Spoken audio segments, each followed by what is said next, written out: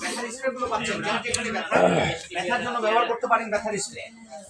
হাড়ে গর্দানে চালিতে মাথাতে কোমরে হাতে পায়ে যেখানে ব্যথা স্প্রে করলে ব্যথা ভালো হবে।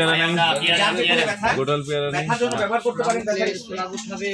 কি দিবেন সাথে?